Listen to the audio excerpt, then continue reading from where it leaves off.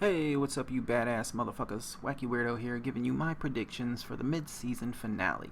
Now, what I'm about to say, I guess you really couldn't consider it a prediction, seeing as how 90% of the Walking Dead fan base thinks it is going to happen. But what I'm talking about is Spencer getting his comic book death. Now, it was set up in episode 4, where he started questioning Rick's leadership.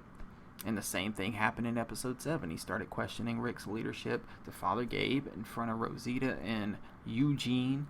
And he even told Father Gabe that he hates Rick.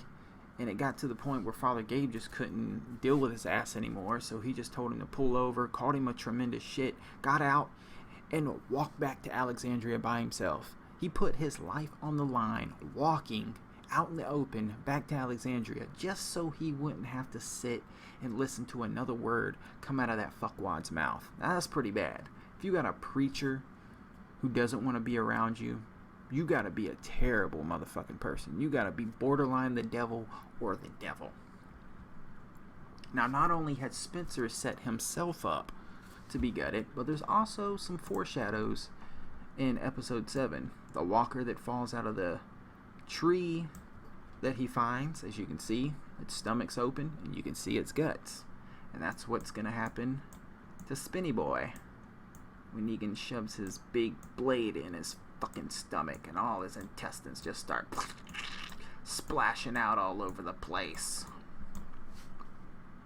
Something else I noticed at the end of episode 7, when Negan took Carl back to Alexandria, he actually has a knife on his belt now.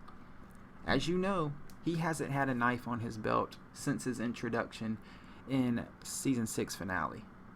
Now, all of a sudden, he's got a knife on his belt. I wonder what he's gonna use that for. It's definitely not to chop up an apple. But I think maybe he brought this knife for a reason. Maybe he planned on killing somebody anyway. Maybe he's going to end up killing more than just Spencer. Maybe Olivia, because you remember, back in episode 4, he was going to kill her just because 2 guns were missing. And now, she slaps the shit out of him. I don't think he's going to let that slide. I think he's going to end up killing Olivia and also Spencer, and it's going to be another double death finale, just like we got the double death premiere. And that would be some crazy ass shit. Another reason I think Spencer's getting gutted is because if you look at Negan's face, you can see a blood splatter, just like it is in the comic panel. See, there's blood all right on this side right here, just like it is in the comic panel when he guts Spencer. Thing that irritates me, though, is there's no blood anywhere else. Look, there's no blood here where it should be. There's no blood over here. There's no blood on his hand. There's just all these places where there should be blood, there isn't. There's just a little blood right here. And it's just like the premiere. After he got done bashing in Abraham and Glenn's heads, there was no blood on his boots, on his pants, on his jacket, on his hands, on his face. The only thing that had blood was fucking Lucille. I think the Walking Dead reps and CEOs and shit are just too cheap to buy Negan a new outfit. They're like, we can't get any fake blood on the jacket. That thing was a couple $100. We can't afford to spend another couple $100 on a new jacket. So no blood splashes on the jacket, even though it really should. Fuck you guys. Alright, and then the final reason I think Spencer gets gutted is because the look in Rick's eyes.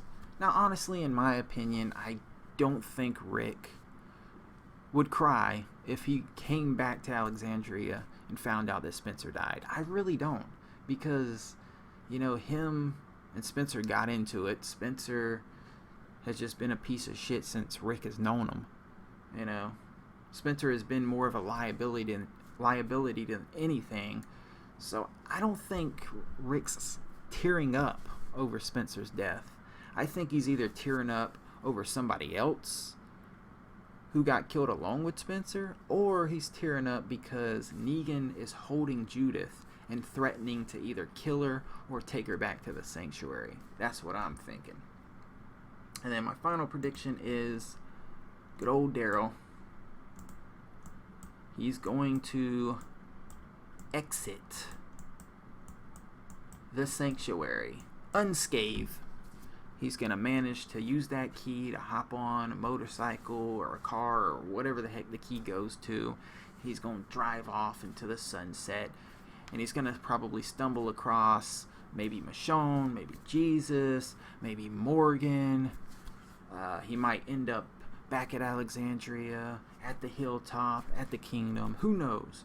I just have a good feeling that he's actually going to make it out of the sanctuary alive, and he's not going to get captured like he did in episode 3 when he tried to escape, because that escape was set up by Negan just for the hell of it.